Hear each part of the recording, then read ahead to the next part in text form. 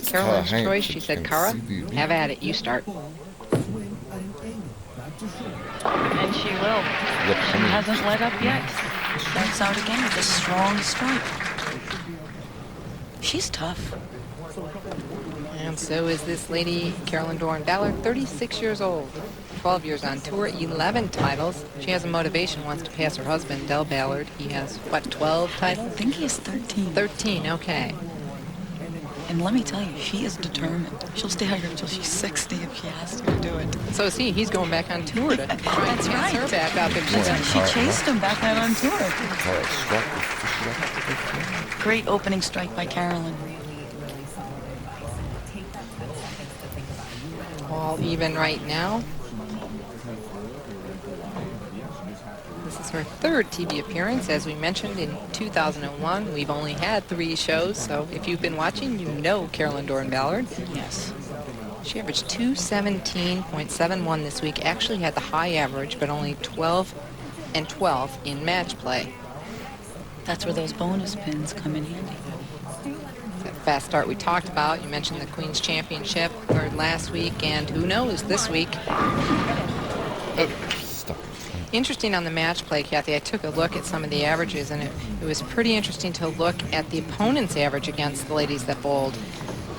Carolyn, for 24 games, her opponent's averaged 216.16 against her, and she averaged 217. Only 3 ladies in the whole tournament averaged 217.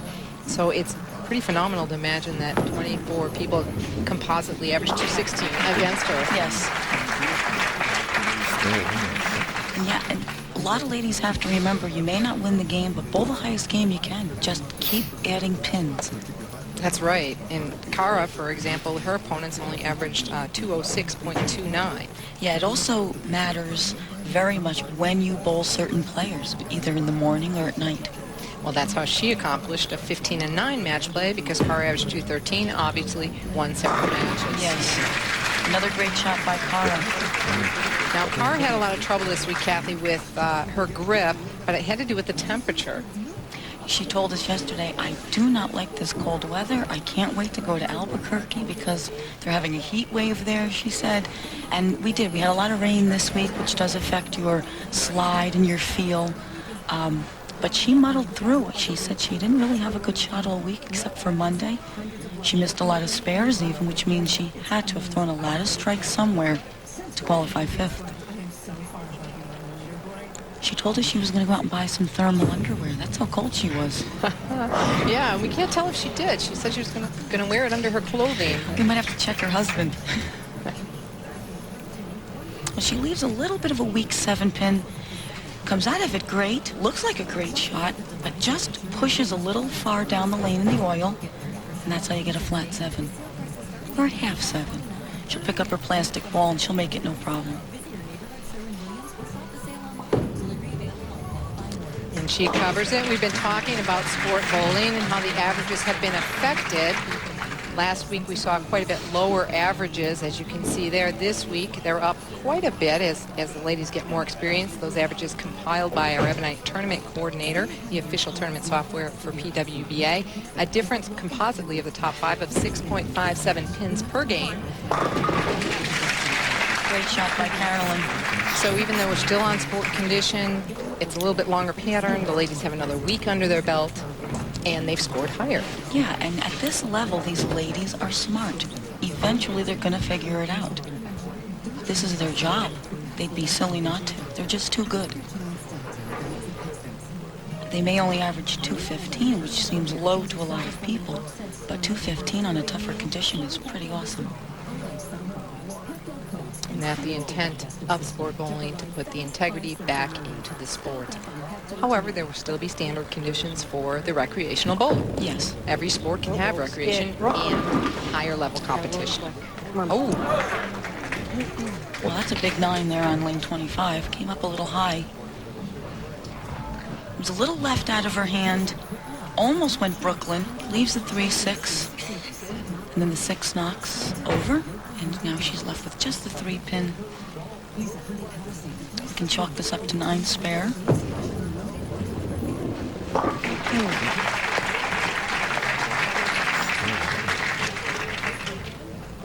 9 spare is good on this condition.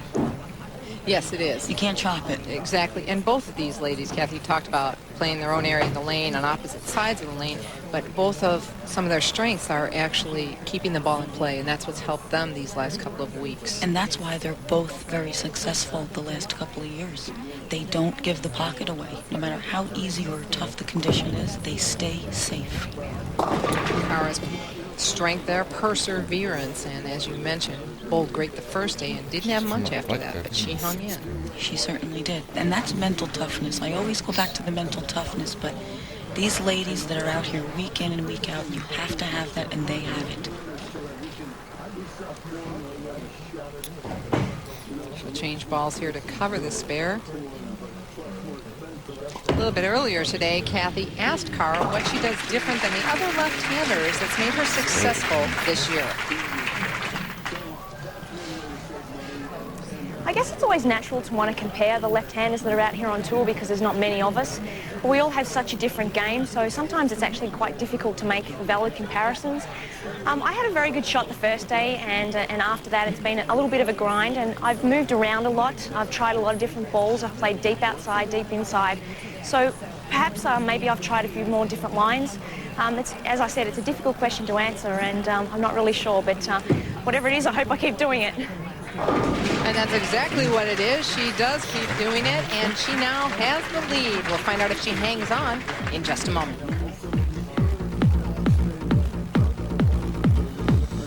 Our inside, Carolyn, Dorin, Ballard now up in the 8th frame.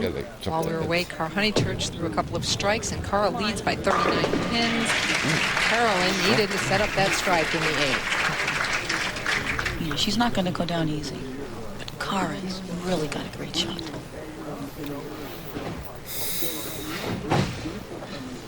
Well, Cara told us her biggest problem this week was really the bucket, how to spare the bucket, but she really obviously won't have that problem tonight. She hasn't left it.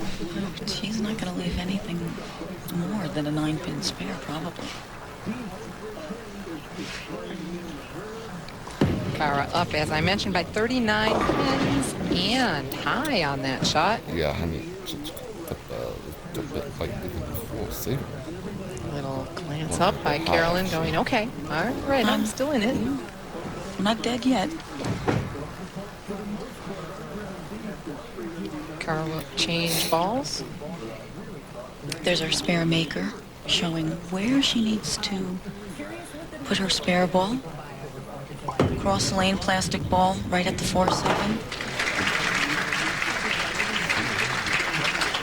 As I mentioned, Cara just beat out Wendy McPherson, our reigning bowler of the year and bowler of the decade. Karen Stroud made a run at the show. She finished up in 7th. And Kathy Tribby in 12th, all the way from Oregon, out for a couple weeks to join us, and Robin Basanti in 15th.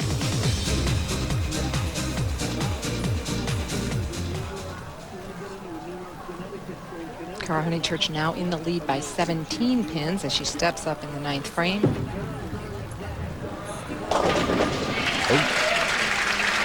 Sets up a pretty big strike. This one, a huge shot for Carolyn. She's been struggling with a lot of pressure, putting too much pressure on herself, Kathy. What's your call? You think she'll make this shot? It's going to be close, but absolutely.